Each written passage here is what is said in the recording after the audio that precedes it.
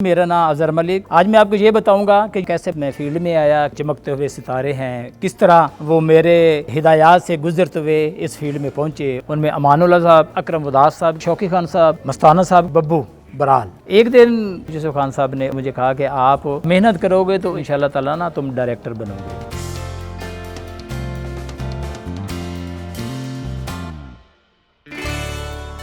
अस्सलाम वालेकुम जी, मेरा नाम अज़हर मलिक और मैं 38 से 40 साल से इस शोबे से वाबस्ता हूँ, थिएटर, फिल्म, टेलीविज़न। आज मैं आपको ये बताऊँगा कि ये मरहला ये कैसे तय हुआ, कैसे मैं फील्ड में आया, कितनी देर से मैं ये काम कर रहा हूँ, कहाँ मैं पैदा हुआ। तो आज सारी बातें आपसे होंगी और मैं बताऊँगा आपको अपनी सारी स्ट्रगल कि मैंने 38 साल में ये कैसे किया।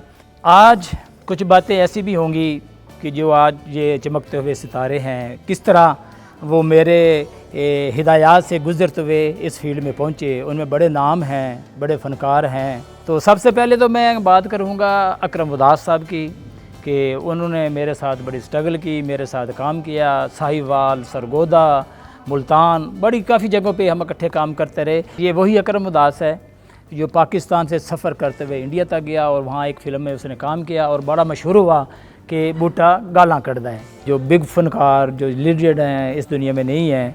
उनमें अमानुल्लाह साहब मेरे बड़े प्यारे दोस्त थे, बहुत ही अच्छे दोस्त। अगर कहीं आउटडोर वो ड्रामा करने जा रहे हैं या लाहौर से मुल्तान जा रहे हैं तो रास्ते में साहिवाल में मेरा ड्रामा लगा हुआ है, तो उन्होंने मुझे मिल के जाना है और आते वक्त भी उन्होंने मुझे मिलना है।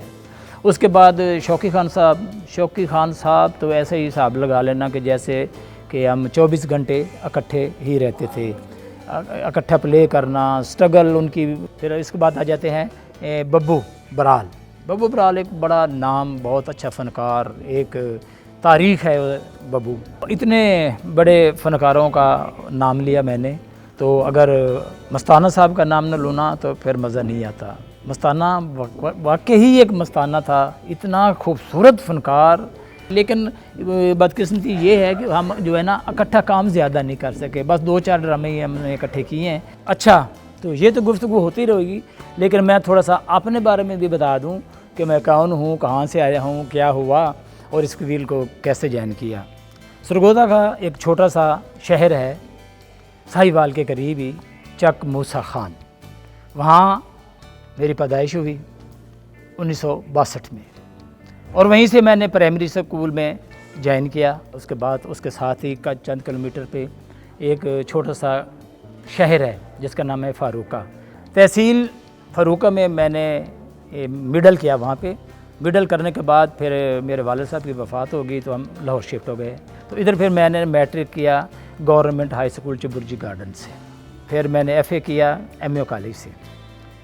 एक दिन बैठे हुए थे तो मेरे कज़न थे, वो रज़ा मीर साहब के असिस्टेंट थे, तो मुझे कहते हैं कि चलो आज मैं ना आपको स्टूडियो ले चलता हूँ, वहाँ चल के तो देखते हैं, शूटिंग में आपको दिखाता हूँ। तो मैं चला गया उनके साथ। वहाँ पर फिल्म बन रही थी यूसुफ खान साहब की, सोनी महिवाल, जिसकी हीरोइन थी मुमताज़ बेगम। तो वहाँ जब मैं शूटिंग देख रहा था तो मैंने कहा भाई मुझे भी थोड़ा सा ये जो आप काम कर रहे हो मैं उसमें आपका हाथ बटाता हूँ।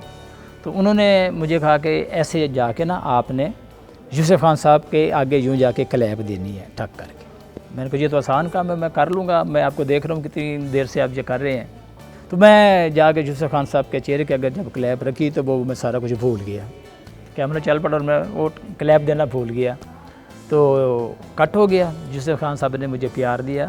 तो मेरे कज़न थे मतलब गुलाम अब्बास, उन्होंने कहा ये मेरे छोटे कज़न हैं और आपकी शूटिंग देखने के लिए आए हैं, तो मुझे कह रहे थे कि मैंने थोड़ा सा काम करना है, तो ये भूल गए हैं। उन्होंने मुझे प्यार किया यूसुफ खान साहब ने और मुझे कहा कि आप यकीन करोगे बड़े अच्छे हो, आप में कॉन्फिडेंस है, बोलना सब की बात है, मैं भी भूल जाता हूँ मुकालमा, तो अगर आप मेहनत करोगे तो एक दिन इंशाल्लाह ताला ना तुम डायरेक्टर बनोगे। वो बात मेरे जहन में बैठ गई कि यूसुफ खान साहब ने मुझे ये कहा है। तो उसके बाद फिर मेरा शौक़ बढ़ता गया। फिर मैं रोज़ाना अपने भाई के साथ वो शूटिंग पे जाना शुरू हो गया, तो उनके साथ में मिल के मैंने काम शुरू कर दिया। हाँ, तो काफ़ी हमारी आपके साथ मेरी बातें हो गई। यकीनन आपने मेरी बातों को महसूस किया होगा, पसंद किया होगा, कुछ इन्फॉर्मेशन मिली होगी। कुछ मेरे जो पुराने दोस्त हैं वो मुझे देख रहे होंगे और याद कर रहे होंगे कि हमारे साथ स्ट्रगल क्या करता था। तो ये मेरा प्रोग्राम जो है वो आखिर तक देखिएगा और उर्दू पॉइंट को ज़रूर देखते रहिएगा। चलते चलते अज़हर मलिक को इजाज़त दीजिए। खुदा हाफ़िज़। अल्लाह निगहबान।